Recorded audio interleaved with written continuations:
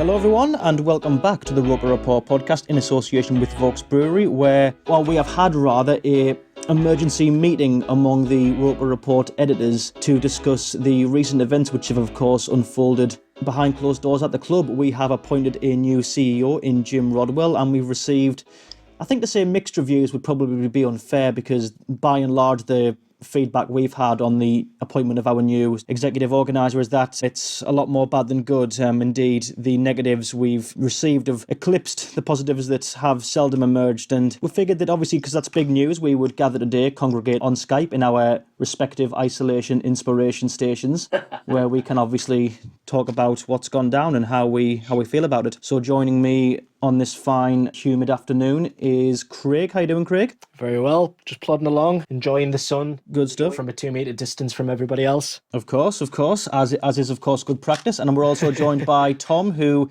isn't joining us on a humid 3 p.m. in Sunderland. He is joining us via Skype all the way from the States, where it's morning. Am I right in saying that, Tom? Yep, 9:42 a.m. in sunny Florida. 9:42 in Florida. Lovely. Probably just as warm as Sunderland right now, maybe a little bit hotter.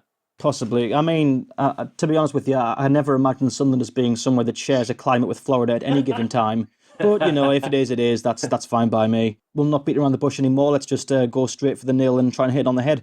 So, obviously, Jim Rodwell, our new CEO, formerly of Scunthorpe, Notts County and Boston, where, again, that's generally where these checkered reviews are coming from. We'll start with you, Craig. What do you make of that appointment?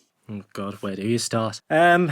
I've had time to digest on it, and I'll be honest, the feelings remain the same. Let's be honest, it's been well documented now that the ownership and every key figure at the club have no fixed residence in Sunderland, and this has obviously impacted their ability to run the club in their respective departments. So whilst I and many others have pushed for the appointment of someone to run the show and fill that void since Martin Bain left the club, I do find this latest edition very, very uninspiring. And the main problem for me is that with Stuart, Charlie and the rest of the Eastleigh band, they've aptly demonstrated that they haven't got the first clue what a successful appointment would look like at virtually every opportunity. Now, I feel like this is another edition of someone who has extensive experience of failure on a CV, and it sums up exactly what's wrong with the club. It's starting to feel a little bit of history repeating with that jobs for the boys club's mentality of appointing the wrong people behind the scenes once again. And we've seen that with Congleton, Defanti, Ryan Sachs, Margaret Byrne. David Moyes.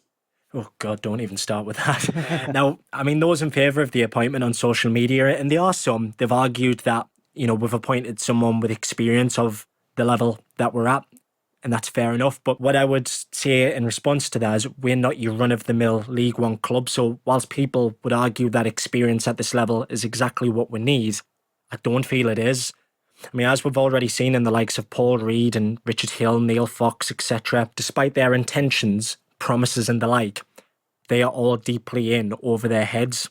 Now, League One clubs, for me, they don't have the overheads nor our infrastructure. And whether people agree or disagree, we are a Premier League club, basically in all that but name, with the associated complexities have been that. And I feel we would be much better off with someone who has shown success rather than experience, preferably in a much bigger pond than the one that we do currently sit in at the moment. And I don't think that's beyond the realms of possibility, considering, you know, we went and poached Tony Davidson from the commercial department at Spurs to become managing director here in the summer of 2018. And whilst some will, you know, kind of allude to Rodwell's time at Scunthorpe, yeah, I acknowledge they had 3 consecutive top 7 finishes in League One.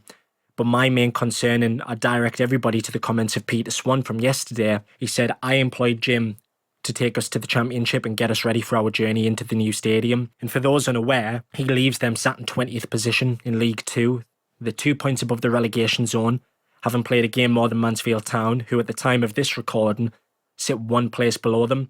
Now, albeit, you know, in fairness, a ball hasn't been kicked in around 6 weeks, and it looks unlikely anytime soon. But for me, it's just screaming disaster, and people can bury their heads in the sand if they want and churn out their give them a chance party line, but we've got to look at it like this, and it needs to stop being this small time syndrome now.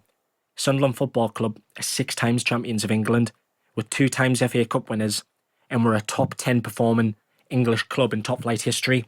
And we are now being warned on social media by Boston United supporters about the future of our football club because we've appointed someone who wasn't competent enough to run their club and manage their relatively modest expectations successfully. And let's be fair, Sunderland fans, we all are. We're all well accustomed to poor appointments and we can smell them a mile off. And for me, Rodwell's CV, I mean, even the surname, it's upsetting just saying Rodwell again in association with Sunderland, isn't it? It's an ill omen, you might say, isn't it?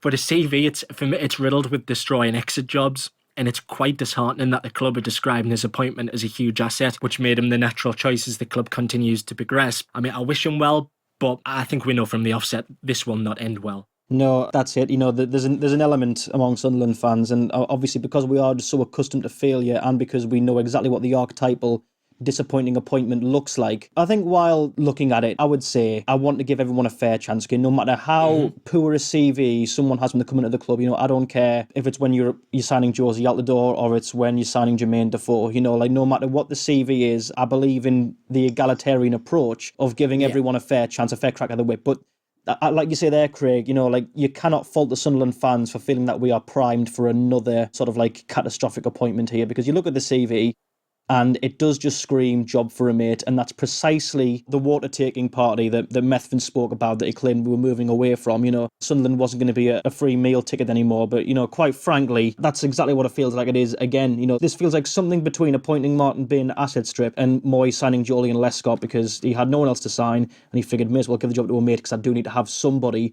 there so that the fans can stop complaining that we haven't got someone there. I really don't know how to feel about it, but anyway, we'll go over to you, Tom, because you've had the displeasure of having to sit through all of that without having an input yet. I suppose what Craig said there, Craig actually foregrounded probably the strongest part of Rodwell's career as a CEO, and then sort of quickly showed that even that positive is ultimately sort of encompassed by a negative. In his time at Scunthorpe, yeah, he did get them 3 top 7 consecutive League One finishes, which I think I dare say, not to be too disrespectful, but for a club the size of Scunthorpe, that's not particularly bad. I dare say sort of like the lower reaches of the Championship, top end of League One, is roughly their ceiling. But as Craig says there, he was appointed to do more than what he ended up doing, so we shouldn't be considering an underachievement, I don't think, as an accolade by any stretch.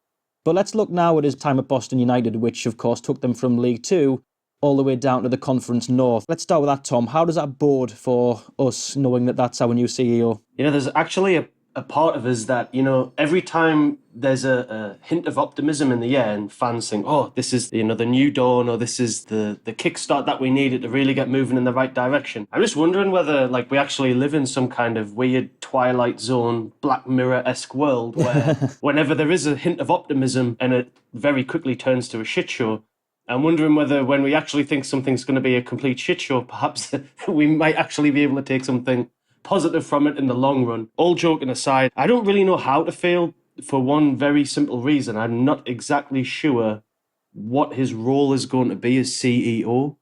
And I think that's really something that would be great if it could be clarified. I think the thing Sunderland and the Netflix documentary series highlighted this in bold for me is we didn't necessarily need a business figure. Or, I mean, we did, but the big issue that plagues us now is not so much the business figure. It's somebody being able to link the dugout with the boardroom. And I don't know whether Rodwell is going to be a director of football kind of figure, or if he's purely here on the business end of things. And if he's purely here on the business end of things, we're always a couple of years behind with regards to really understanding the financial picture, purely because of the way that finances are released. But it'll be interesting to see with this latest set of finances where Sunderland were at. And it'll be interesting to see if this gives Rodwell an opportunity to actually update sort of asynchronously where the club are at now. You know, there is a good chance with the cost cutting that went on that we might actually not be in the most horrific financial state right now. No. But then if you bring somebody in as a CEO, as like a stereotypical business type CEO, then really that's just kind of keeping the clock ticking over, so to speak, would be his role, which isn't what the club need, in my opinion. I think what we really needed the most was some kind of director of operations or a footballing director, because the issue isn't so much the business side of things, or at least that's what we've been told time and time again, that we're in great financial shape. I think the real issue was not having an identity as a club. And what really does worry me, and Craig touched on this, is that Rodwell has come from several clubs where he has had a mixed bag of success, if truth be told. You know, you alluded yourself there, Alex, to the fact that there's 3 top 7 finishers, or top 10 finishers, for Scunthorpe. And then really that is a positive for them. I think that's actually a real achievement. Yeah. The problem that comes from that, though, is, as has been noted in the sort of interviews we've conducted as a site, is that people really don't know how much Rodwell had to do with that. He's very much seen as a behind-the-scenes kind of figure. He's not open in terms of communication with fans or with the media. In fact, the journalist we spoke to on the site today said he doesn't think he's ever spoken to him in the time he's been at the club. So for me, that's the big worry. I think you're right that essentially people do need to be given a chance. And like I said, I'm hoping that perhaps the one underwhelming appointment that we have, perhaps that does turn out to be a positive one. But coming into this job, there's several question marks that are hanging that I think really need to be addressed. And number one is, what is his sort of remit at the club? What's he supposed to be doing? Number two, I really hope that he understands that he has to be forward-facing. Well, he doesn't have to be, sorry, that's a generalisation. He should be forward-facing and vocal in terms of discussing the club's position and where we're going. I know people come out very often and say, you know, well, businesses don't do that. You don't have to tell the stakeholders exactly what's going on all the time. You don't, but I think it's probably a best practice now that the ownership started with that track last season. You know, fans expect that now. So really, it's a case of, you know, what's he actually going to do? Is he actually going to communicate well with the fans so that we understand what he's supposed to be doing, where he's going? And I think finally, and this is really a club-wide issue, we don't even know what we're supposed to be doing. We know we're supposed to be going back into the championship, and we know that's the aim. But in terms of like the longevity or the bigger picture of the club, I don't think anybody really knows what our aspirations are.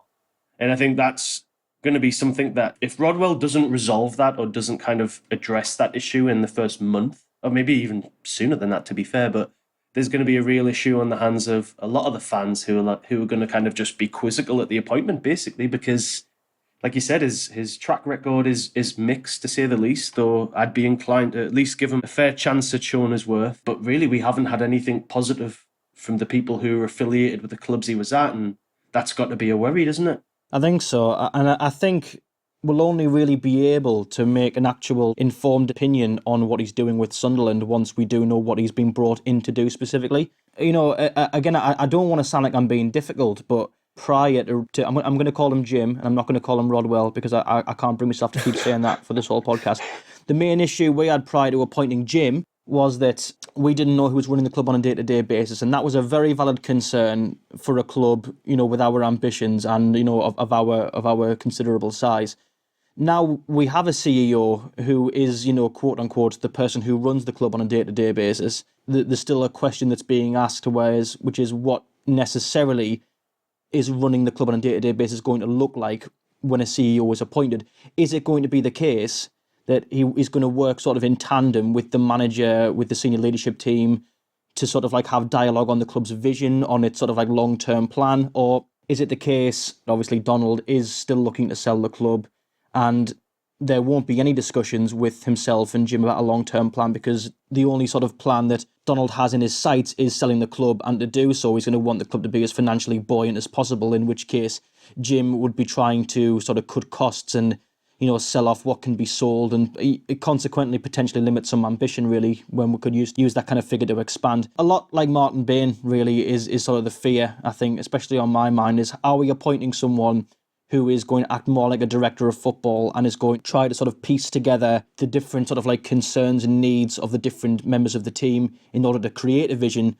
Or is he going to be here to sell off assets, you know, if and where possible? Because quite frankly, that's the last thing we need. I think, you know, the academy's taken a big enough hit. We're already losing loads of youth players. The facilities are already sort of like diminishing, and I fear how much more could be cut for the purposes of making the club sort of, again, as I say, more financially stable without it being one that's necessarily looking to have a long-term plan under Donald. But anyway, what do you think, Craig? Because I think I'm rambling at this point. Yeah, no, it's interesting about the day-to-day queries and the concerns that both of you mentioned so far. For the people who haven't perhaps seen it so far, we conducted an interview with Charlie Wilson. He's a Scunthorpe Live reporter, and I'm just going to read out one of his answers that he gave to a question. It's just a very short piece, but this is his words verbatim, describing basically what Jim did at the club. I'll stay away from the name of Rodwell, it's a curse. Yes. He said he was not a day-to-day kind of CEO at Scunthorpe United. So if he takes the same approach as he did working for the Iron with Sunderland, then you're not going to get what you ask for. He absolutely could change his working approach to this job. He could be more prevalent, but we have seen nothing to suggest this from his time in his previous clubs. So my first question off the back of that I would immediately have is, are you going to change your approach? Are you going to change your living arrangements first and foremost? Are you basically going to buy into this way of thinking that we want as a fan base, that you are at least going to be here day to day, opposed to the part-time arrangements that everybody else has taken so far? Because I don't think that you can have any say in the day-to-day arrangement of whatever business, whether you are manager of a football club or whether you run a small shop. If you are head of everything, then realistically speaking, you're going to need to be there Monday to Friday. You touched on it a few moments back as well in respect of what Donald's, idea is going forward. And this is a question I would have for kind of both of them, because I don't know. I'm getting this impression now that the idea of Sunderland being sold is a million miles away. I know that we've been told in previous statements, more often than not, they contradict themselves. We've had Charlie Methven suggest that would be sold by the end of May. Originally, we were told by Donald that would be sold much sooner than that. But the whole worldwide pandemic has now unfortunately impacted that. But what I would be questioning to Jim is, first and foremost, is it not a concern that you're leaving a permanent job, which, let's be fair, it doesn't look like he's been kind of targeted upon anything, because if he's been brought in with the remit of achieving promotion to the Championship and they're in serious danger of falling out the Football League, yet his position seems safe, is it not a concern to come to a basket case of a club like Sunderland, where we are by design looking to sell the club? And with that, you would expect everybody who is now currently involved behind the scenes that they would no longer be here. So I'm wondering, is this the case that we are having the wool pulled over our eyes? Is Stuart simply laying the foundations, surrounding himself once again with his men, basically to have another crack at this next season? Because that's the feeling I'm getting. I think regardless of what we're being told, we are nowhere near being sold. No. I mean, obviously the appointment of a CEO is naturally going to do that. And everything you said there, Craig, totally corroborates that theory. But do you think then, if we're going to try and be a bit more optimistic on this approach, if we look, say, at Donald hypothetically appointing Jim, still calling him Jim, with the ambition of getting Sunderland out of League One and still going to be here for the foreseeable, what do you think that's going to mean for establishing an identity for the club? Because obviously that's still something that we really are still chasing. We had to sack Ross earlier this year, so whatever Ross was building was torn back down by Parkinson, consequentially. Not that that's his fault, of course, but it is what it is when you need a new manager. So what could the appointment of Jim mean for establishing like an ethos or an identity? Well, I think that you are absolutely bang on that we need some sort of, idea, or at least a conversation of what the targets are. Now, that does not have to come through us. Preferably, I would prefer that to stay away from their chosen media, partners at the moment of TalkSport and The Mirror. I want that to come directly from the club. I know that staff have been furloughed, but from what we've been told, some have returned to their respective departments. And I'm assuming with, Oscar Chamberlain popping stuff out on social media that he is still there in his capacity as social media manager. So what I would like to see is I would like some form of an interview to address that, whilst there's obviously been no real structure at the club and seemingly no direction beyond really what seems surviving hand to mouth, as it were, what he's coming in to do, and basically just kind of talk up again about what it is that we are expected to achieve. Because you mentioned about Ross's dismissal. I think a lot of people actually forget that the target at the start of the season was 100 points. That wasn't set by us. We didn't, kind of give this grandiose of promises only for it to fall by the wayside and change complete direction. We are destined basically for perhaps a third season in the third tier of English football. But the thing is, we should have been running away with this league. Now, because of what's happening with the suggestion of finishing the season on a point per game basis, I think the need from basically Stuart downwards, they need to come out and address their failings, and they need to basically come out and say that Jim, in his new role now, he will be ensuring that this does not happen again. He needs to basically come out and say, this is what we're going to be doing to achieve promotion, because that conversation is gone. I have not heard that word promotion mentioned in a long, long time. That pretty much stopped after Phil Parkinson's bad run. You know, when he came in, he was told that he needed to get the extra 10% and we needed to be in the automatic promotion spots. But all of those conversations have simply dried up. And now, I'll be honest, I think as fans, and I'm not going to single, anybody out, but I'm going to say as a collective, I think as a collective, we have all rolled over and allowed standards to drop very, very, very poorly. Like I said beforehand, in respect of everything that we've won in the game, we're now becoming an afterthought. And I really do think that we need to stand up for ourselves, because I think in terms of the failings and the way people are just happy to take it on the chin, it's negligent on us as a fan base. We need to be holding these people to have more accountability of what they are doing, and we need explanations of decisions. So in terms of this appointment, whilst I am not overly thrilled, I want him to prove me wrong. Just like I want everybody at the football club to always prove me wrong. I want Stuart Donald to get it right. Preferably I don't want Methven anywhere near, because, many things really. But no, what I want now is I want that sense of direction back and that sense of leadership to say, this is our objective and this is what we're going to achieve for, because at the moment we're seeing a rudderless ship. So I'm hopefully expecting in the next couple of days somebody to come out and somebody to say, this is what we're going to be looking for.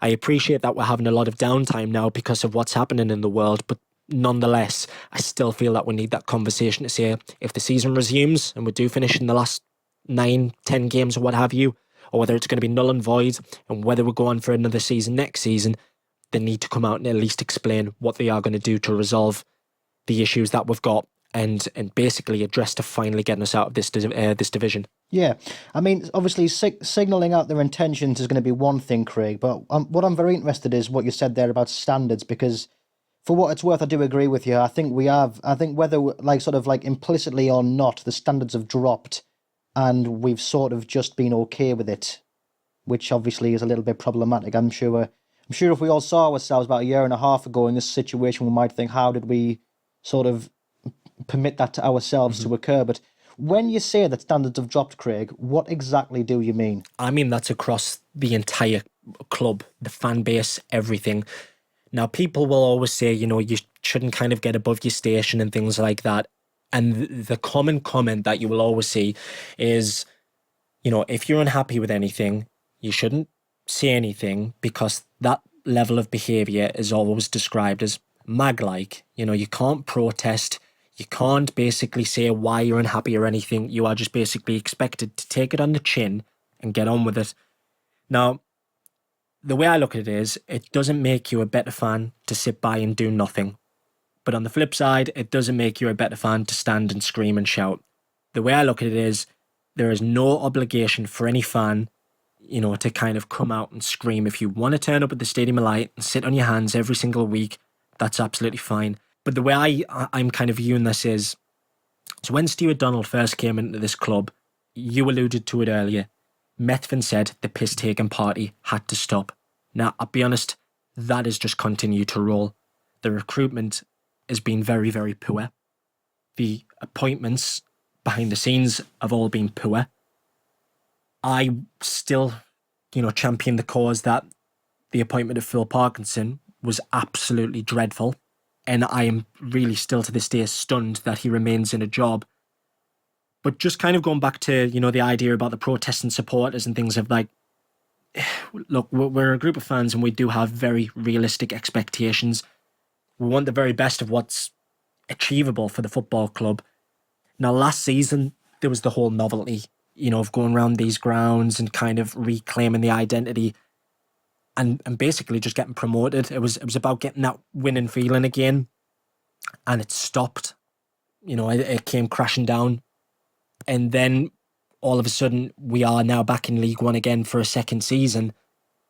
And it's just basically like, we can't shake off the bad smell. Now, when we fell down to 15th, just after Boxing Day, after that draw with Bolton, the biggest concern for me is nobody in the media batted an eyelid. Not one person. There was no comments from any of the senior North East figures. There was nothing of the sort. Now, what really concerns me is how that's been allowed, how people from even the outside are kind of looking in, thinking, well, that's just acceptable. And it's almost like they've just looked upon it and thought, well, the Sunderland fans are okay with that. And, we're not at all. People will always allude to maybe the Sunderland fans are partly responsible for this decline and why maybe the blame should be attributed here, which of course we know is absolute bollocks, really. In terms of what's going on, we know that there's been problems in terms of scouting the players, in terms of signing the players that will want, bringing them up here, in terms of coaching them. The idea for me is that Sunderland still sit as a League One club. I'll be honest, I find it absolutely disgraceful. It really is. In terms of when they came in, they said, look, we're going to finish 6th is the bare minimum. We're going to get in the playoffs. So if we want to hold them to that standard, they achieved their target first time round. You then look at it at the end of the playoff. So when we had that podcast with them and they were held to account for their failings, we didn't set the ambition or the target to say, are you going to do X, Y, and Z? They said that they were going to get 100 points. They said they were going to do everything in their power to aim for that. Charlie Methven then finished the next Netflix season on that we need to be runaway leaders. Now, none of that has happened. We are, at this point, basically an established League One club, and nobody's really batted an eyelid. Now, I know I'm rambling at this point, but my main issue, like I said, is the fact is how much is enough before people finally kind of snap and say that this is actually disgraceful. And I mentioned earlier about the Newcastle comment about the way their fans are always ridiculed by ours, about the way that they protest and stuff like that.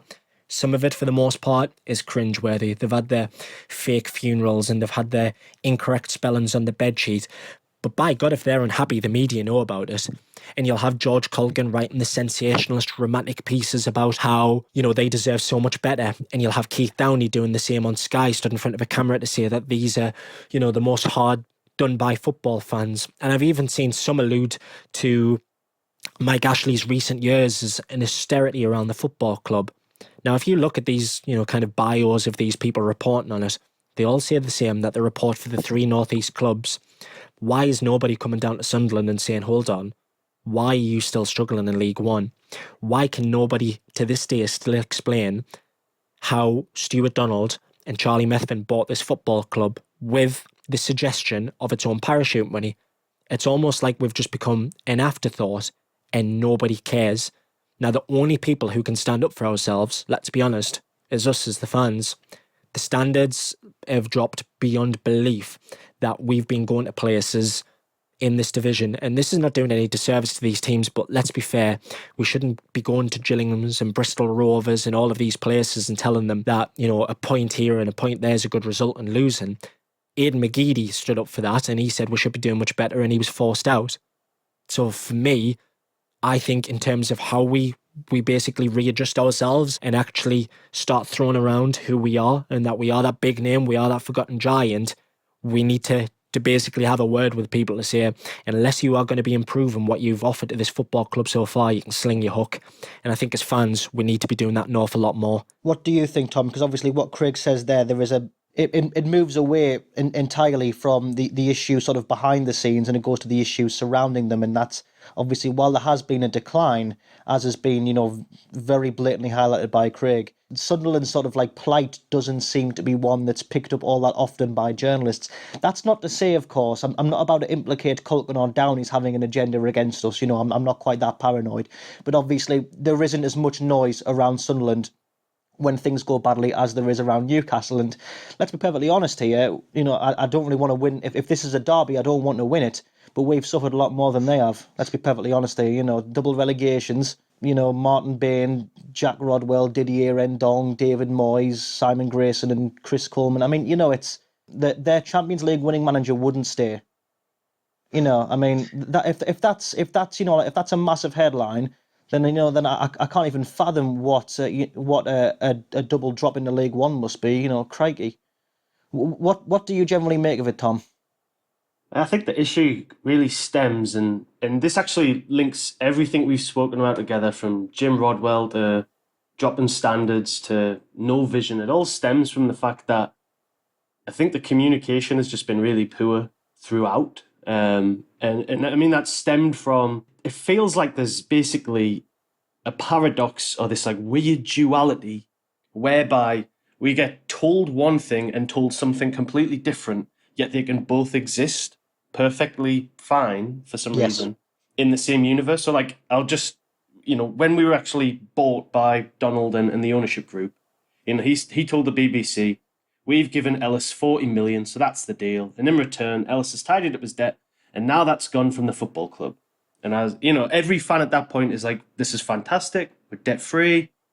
These guys have spent 40 million to get the club, and we're moving in the right direction. And everybody had this real feel-good factor. Communication was there. We knew we were debt-free. We knew that we also wanted to go for this Dortmund-esque model. And everybody's like, this sounds brilliant. Let's get behind that. And then, just a couple of weeks ago, we then heard, Donald say, Madrox agreed a deal, not we, Madrox agreed a deal worth £40 million with Ellis Short.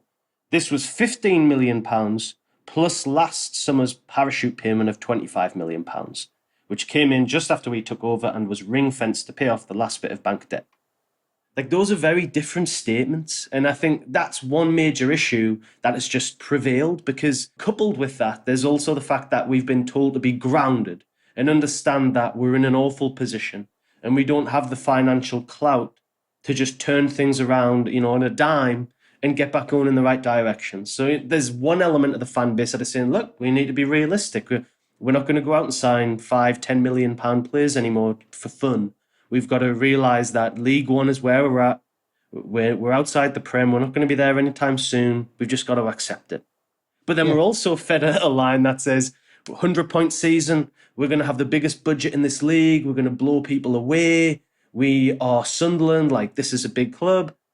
So, like, the whole time there's these, like, conflicting communications existing. So I feel like as a fan base, we just don't know what to believe. And that uncertainty, it breeds almost like a complacence at times, because the fan base can't unite at any point behind one narrative because there's several of them existing. And I think I don't know whether it's disingenuous or it's a kind of case of, I get that, Donald and co would have to create some kind of momentum and ambition from the fans to begin with. But I think the problem is that, like I said, those two narratives really can't exist. You can't say you've got to accept your place as a League One team and say, but we're going to have this massive budget and we're going to crush the league with 100 points or more. And I think that just breeds this really odd sense of just not knowing where you belong. Absolutely. And I wonder if that's kind of drifted into what Craig just alluded to there, where because the fans don't know where they belong, there's no like concerted element of discussion, like we see in the fan letters that we do all the time on the site. And I think they're one of the best features because you just get to see this massive array of emotions. And the one thing I note is that for every Donald out letter we get, there's a Donald in letter. Yeah. For every we're a League One club letter, there's a we're Sunderland, we should be in the Prem letter.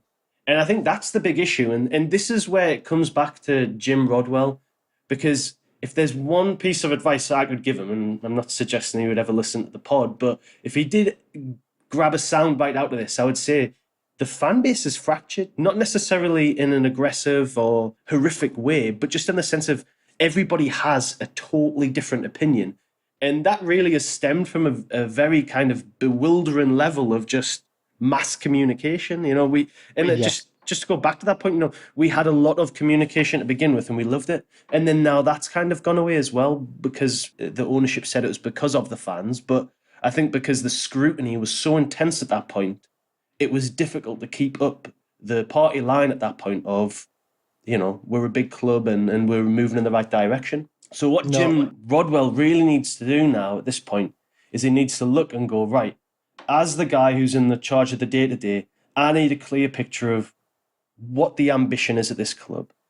And, again, feeding into this duality theme, are we being sold or are we not being sold? That's the simplest question I think needs answering right now. What is going on with regards to the ownership situation? And basically what you can do at that point, when you start to clarify for fans, and this kind of works in any kind of business operation in the world, when you clarify what it is you're supposed to be doing, where you're supposed to be aiming, then you can develop a set of standards. And I think really we've lost ours because everybody just has this kind of totally different idea of where Sunderland should be or who we are. So if Jim Rodwell could come in and do one thing in the immediacy, it would just be to lay out a very simplistic plan. It doesn't need to be 5-year plan, anything like that. It just needs to be a case of, look, if a good offer comes in, we're going to sell. If not, Stuart is more than happy to take the club forward and maybe give us some kind of assertions that financially we're all right and we're moving in a decent direction. And then we need to start have a discussion about our identity, because truthfully, the Dortmund model we've been nowhere near that. If we're going to be very honest, out of the players we've signed, and to be fair, we've signed some pretty decent players. We've also signed an absolute raft load of players that you would never consider as part of a Dortmund model. No. So I mean, there's so many variables at play here. We really need to just squish them into one standardized idea that we can all adhere to moving forward. Are we going to be a League One club for the foreseeable future? I think, honestly, if the ownership group genuinely thought that, then I'd want to hear it. And I'd want to hear why, and I'd want to hear what their plan was. Yeah, I agree with that. I agree with that. And the flip of that is... Sorry, go on, Craig. No, I was going to say, I'm sorry to butt in at this point, because I 100% agree with you with just kind of that idea of just that open communication. I mean, just touching on Stuart, you were right. He was absolutely applauded for his honesty when he first walked through the door. And he himself, on several occasions, made it beyond clear that he didn't have the funds to support us. Now, at that point, it wasn't the most major of concerns, because we were given the impression that we were getting people with more of a footballing nous who could potentially open the door, i.e. to Juan Sartori's, the FPP, takeovers and things like that. So whilst I basically, certainly entertain everything that's been said by them, I 100% agree that I think when Jim Rodwell comes out, I think all communication should probably come from him, because I think in respect of the things that we've heard from the owners, they both contradict themselves at every given opportunity. And some of it is, beyond embarrassing at times about I'm selling, I'm not selling, or, he wants to stay. Actually, no, he doesn't want to stay. It's the fans' fault. No, it's never been the fans' fault. So I think that clear communication needs to come directly from one source. We didn't particularly like Martin Bain, but at least the one thing that we could say about when Martin Bain was in charge was everything came directly from him. Now, like I said, obviously it was at a very, very difficult time, but, it was directly from the club. It wasn't going and speaking out to like a third party, or it wasn't going out and speaking to TalkSport, or would then have to hear everything, diluted messages or clickbait websites or anything like that. The message now needs to come directly from the football club. What is going to happen? And if they, feel that we are going to be a League One club for the next few years, come out and justify it. If they feel like we are potentially in a position for promotion or anything like that, or, that our aim is going to be promotion, 5-year plan or anything, just give us an idea of what's going on, because I think the issues and the cracks that all, kind of fell apart and the good grace was lost with an awful lot of our fan base was all through the social media aspect of Stuart Donald, kind of flirting around this idea that we're going to be taken over and become one of the richest football clubs in the world. And I will say, in fairness, that's conversations that he had on the record with obviously us. He had it on the record with fans at these talking nights, in pubs and clubs around the Northeast. And this is basically where I think the carpet has been pulled up from underneath his feet, because whatever's happened with that deal, it's ballsed up. Now, I'm not, necessarily saying that he is the root cause of that, because I'd be speculating. I don't know why it fell apart, but he needs to come across and at least be more open about why things have failed and what's going to happen going forward, what our plan is. If we are going to be sold, absolutely fine, but he's the current custodian of this football club, and I still think that he needs to come out and address what the plan is, at least until we are sold. And what the massive issue for me here is, being part of a company, if you don't know what the aim is, or what your role is, or where we're supposed to be going, or what we're supposed to be doing, then standards do slip, because you have to invent your own standards. Whereas if you have a very strong kind of concerted discussion about this is where we're going, this is what we're doing, and this is how we're going to achieve it, and this is what your role is, I feel like that's when everybody's kind of unified, moving in the right direction. And I'm not saying it's like that Donald and co have like divided and conquered and tried to have us pitted against it. I really don't think that at all. I genuinely think they bought the club with decent intentions. They obviously wanted to make money, but I don't envy that of them. I'm totally fine with the fact they came in, try to stabilise the club, move us in the right direction, and then perhaps sell us for extra cash for themselves. Whatever, that's the way of the world. But the thing that is frustrating is this lack of communication has basically unravelled their own leadership to the point now where fans are totally divided on pretty much any topic that comes up. There feels like there's zero unity. And I think you're totally right. Look, we just need to know, moving forward, what's a very simplistic plan. And if Jim Rodwell can do that, he'll have the fans on his side immediately, because we'll say, right, we have something to hold you to, versus Charlie Methven saying one thing, Stuart Donald saying another thing, and then, third parties on Twitter, the Alan Nixons and co, offering a different input. So I feel like there just needs to be like a unified kind of approach. And not only that, but we do need to stop with these kind of, I don't want to call them mistruths. They're just opinions, basically.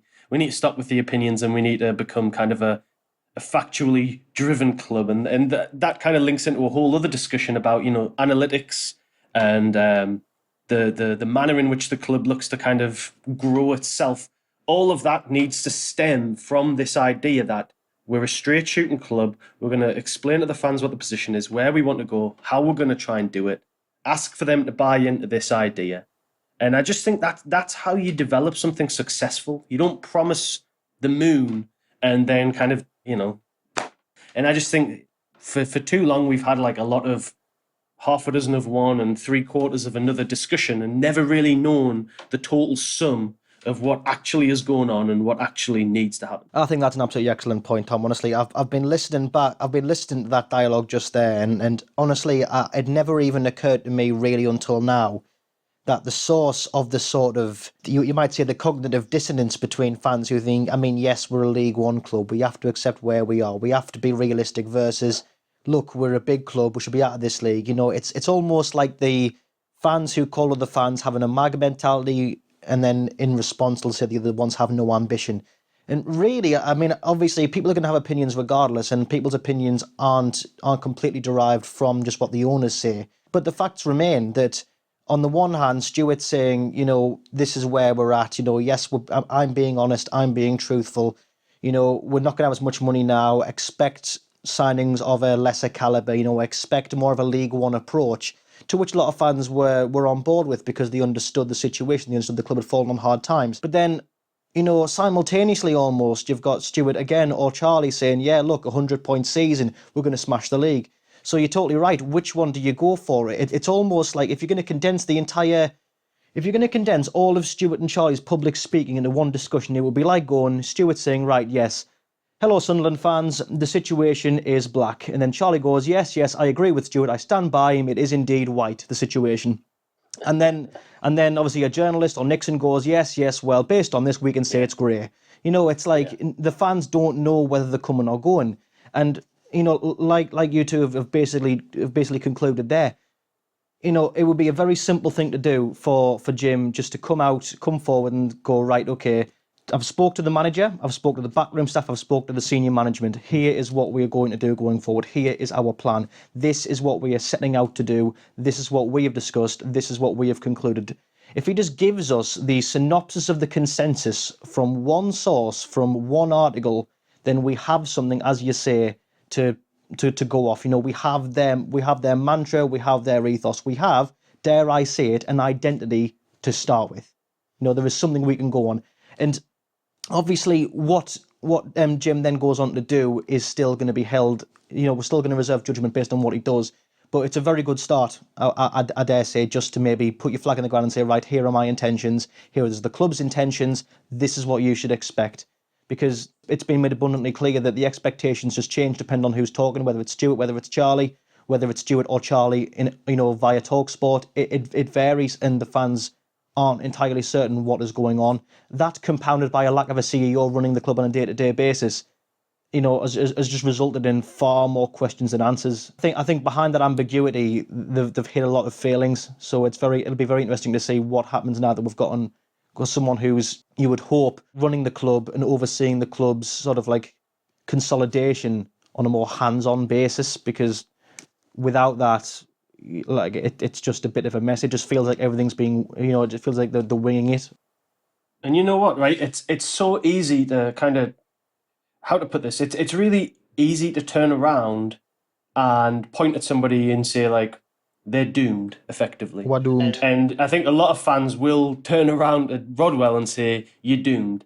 However, we really do need to judge him on his actions moving forward. And I think, that doesn't need to be him coming on the Roker Report podcast and laying out this grand plan. I think, like Craig says, it would be twice as effective if it came from the club at this point. Just them telling us direct what they see as needing to happen. But not only that, I mean, it allows you then to just judge him on what he's saying or what he's done versus what he hasn't done. So I think, like, he needs to take control of the narrative here and be kind of transparent about what needs to happen. Because if not, he's going to get a lot of negativity very quickly. And people will say, oh, well, he's not doing this or he's not doing that, or we don't know what he's doing. Yeah. So it just needs to be proactive. And I think that's really where maybe we've kind of fell down in the last couple of months. Mm-hmm. No, absolutely. Anything but a word there, Craig? I feel like it's definitely like the last roll of the dice now, isn't it? I think in terms of the entire situation. I mean, like I said, look, I'm not inspired at all about this appointment. We've been reliably informed that it's a very close friend of Mr. Methven's who happened to be on the board of the FA when the takeover went through of our club. So, a lot of people are putting two and two together. Perhaps they're coming up with six. But that doesn't necessarily mean that everybody wants him to fail just so they can say, I told you so. I honestly don't believe that any fan will ever have that attitude, despite how poor an appointment may look from the outside. All we've ever wanted, every single person, is what's best for the club. And it's not about what's best for, us as a fan site or a blog or a podcast or anything like that, because the reality is that means absolutely nothing in comparison to the success of our football club. So just kind of touching very briefly on what Tom said there about the idea of the communication, like I mentioned beforehand, from the club. I think it has to come directly from the club. And what I would sincerely hope going forward now is that all communication comes directly from them. I would certainly hope that despite whatever people's feelings are on Stuart Donald, that he doesn't return to social media in the ways that he was previously, as kind of outspoken and maybe kind of caused some of the issues himself on that. But I think it's important that everything gets reined in a little bit. In all honesty, I wouldn't like any of the club officials on our podcast at this stage. I just don't think it would be appropriate. And perhaps maybe we can just dispel something about obviously the podcast situation. I feel like some people have missed the mark quite widely. Some of the comments and some of the things that get thrown at us quite often was, well, you lot seem to be very close to the ownership. What's happened? Has he refused to come on your podcast? Is that the reason why all of a sudden you dislike him? And the reality is, we've put statements and things like that out in the past. It's just quite simply not the case. Just kind of briefly, the very last podcast we did was set to be with Paul Reed and Paul Reed only. Charlie Methven basically decided to come along on that particular occasion, and it's something that we didn't particularly want to do. I think we all felt at that stage that it wasn't very productive in respect of what was happening, because we were getting an awful lot of criticism saying you're either not going in hard enough or, perhaps you are going too hard. But the reality was we were just quite simply asking the questions that were sent to us. But I'll hold my hands up. Bear in mind, I'm responsible for looking after the podcast. The very last one we put out with the ownership, by our standards, was absolutely piss poor. And we've had conversations as to why that had happened. And I think the reality was, when Graham and Tom was on that, they'd fell out of love with the idea of basically speaking to them, knowing that basically what was going to happen as a result was going to be an outpouring of people just not being happy. And the general feeling amongst the group was that no one really wanted to take part in it. And we explained the reasons why. That was obviously noted at that point in The Athletic. I think George Culkin made reference to that. And then off the back of that, if people remember, we had the kind of massive group pod, if you like, where it was us, Wiseman, Say, ALS and the Fan TV rep all together, where everybody kind of determined that it would be in the best interest to basically say we're kind of unhappy with the way that the club's going, but we're going to do it as a united front. At that point, Wiseman, Say made their approach to Stuart. They had the conversations to say, will you come on the podcast? Which he actually turned around and said no, because all of my communication will come directly from the Red and White Army. Then if you remember rightly, what had happened was we'd received a direct message into our Twitter inbox randomly one day from Stuart asking if we would appear on a Boxing Day podcast with him, to which we said it's not appropriate to do so because podcasts are off the table. We kind of stated once again publicly it's not our wish to basically get involved with them at this point. And if we were to do it, we'd want to do it as a group opposed to individually. So the representatives would need to be together one more time. That would perhaps give us a more well-rounded approach in respect of the fan engagement. Of course, that was shot down, and all of this information is, publicly available. Stuart determined at that stage he didn't want to do that. He wanted to come onto the ROKER Report podcast, but he wanted to bring in his own people. We don't know who they were, but we declined because we felt that it was, kind of really pulling the wool over people's eyes to suggest that he wanted to come onto our platform because he would get an easier ride. And perhaps that is the impression based on the last podcast that were put out. Because like I said beforehand, we had Charlie Methven sit in front of Graham and Tom and openly stated that Phil Parkinson was fit for purpose for our job because he'd done an excellent job with Colchester in the Championship. Now, Phil Parkinson never actually managed Colchester in the Championship. We had Paul Reed sit in front of them and, kind of discuss why results aren't important at an academy level. But we now have so many academy players want to jump ship because they're unhappy about getting beat every week. So, like I said, obviously, we reined it in, and that was our whole idea about it. And just to dispel any rumours, to say that there was no hostilities in that respect, to say we weren't declined from any podcast appearances with Stuart. The reality is, if we wanted it, we could have had it. But that did not lead to this whole Donald out debate and, kind of the fan bases obviously perhaps being split now in terms of the way everybody's been thinking. And we'll not go into that statement once again because I don't want it to get diluted. I mean, I speak on behalf of myself, nobody else here, but I sincerely hope that Stuart is doing his utmost to ensure that his departure and Charlie's is going to be very, very soon from the football club. Hopefully that we can get the sale. I sincerely hope that he's realistic in respect of the valuation for the club, because we know that there has been rumours about maybe the valuation has been too high. Again, that is purely speculative, of course. But in terms of what I want now from the football club, I want Jim to come out. I want him to basically address what has gone on, what his remit is, and basically we're going to kick on from there. As far as we're concerned, because the club statement came out and said this, the football club still remains for sale. So whether Jim has a job at the end of this, who knows? But at this moment, what he is hopefully here to do is steady the ship, because we have been dropping like a stone, get us out of this league, make sure that the decisions, the transfers and everything are above board, and he will be supported. I mean, like I said beforehand, it's not the greatest of appointments judging by his track record, but he's going to be given a fair crack at it by everybody.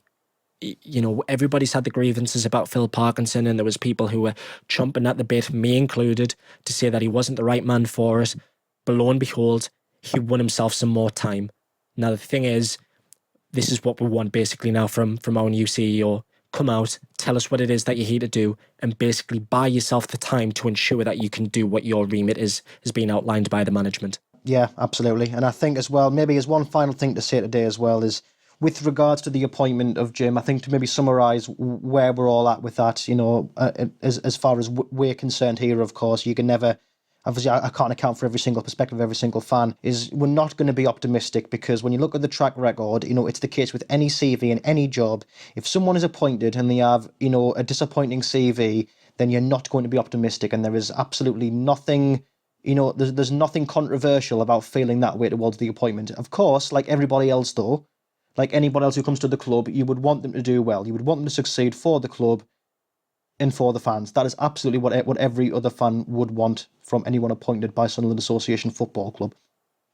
But I suppose, there's going to be a feeling, as there often is, from agents outside of the football club, and by agent I just mean any other sort of person with any other point of view, is that obviously it's sort of like a running theme, and it has been for years. I don't think it's going to change anytime soon.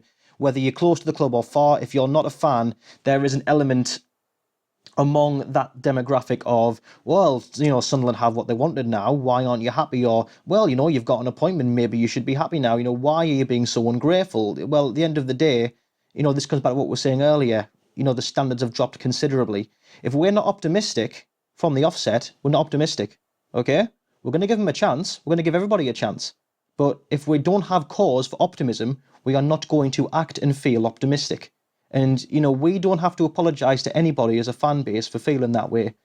Those are the salient facts. We've had 2 relegations. The club's been asset stripped by Martin Bain and Ellis Short. We've had some absolutely torrid players and managers. We've had 3 Wembley losses in the past 6 years. Has it been a good time to be a Sunderland fan? Absolutely not. It's arguably been the worst time in history. Statistically, that is the case to be a Sunderland fan. So if we're not majorly optimistic, that's because, there's been a lot of doom and gloom. And quite frankly, if it doesn't look like there's going to be an immediate turnaround, we're not going to have an immediate positive reaction. So we'll be, everyone's innocent till proven guilty, but it is what it is. If we're not happy and we don't feel happy, we're not going to show it. If you want the Sunderland fans to feel happy, do something to prove it. That's my 2 pennies on that, because I've seen a lot of that going around. But anyway, I think that's a good place to leave it today. So, thank you very much to Craig for coming in. Not a problem. Well, we say coming in, recording basically from my spare bedroom. Yeah, it's you know what? we recorded something a little while ago that we're not going to use anymore because it was like out of date. But I did the exact same thing then when I said thanks for coming in, because it's just so habitual at this point. Yeah. Thank you for tuning into your isolation inspiration station, Craig. Not a problem. Yeah, and thank you, Tom, for the same. Yeah, no problem. It's been a little hiatus away from the podcast. I think about 2 years, but it's been absolutely fantastic to get back involved again during self-quarantine effectively in the house. So really rekindled my love for Sunderland, just being able to speak about it as much as just write about it. So yeah, thanks for bringing us on. No, you're very welcome, mate. It's been a long time coming, certainly. Obviously not since the days, as you say there, of the of when we did online pods, even when there wasn't a quarantine. Those have been your last appearances. Probably going to be a bit longer of the lockdown to go yet, so I'm sure we'll be hearing a lot more from you, Tom, as will the listeners, of course. Fingers crossed, mate. Aye. Anyway, thank you very much, everyone, for tuning into the ROKER Report podcast in association with Vaux Brewery, and we hope you are all staying safe. We hope you're all staying home, protecting the NHS and saving lives. Thank you very much, and good night.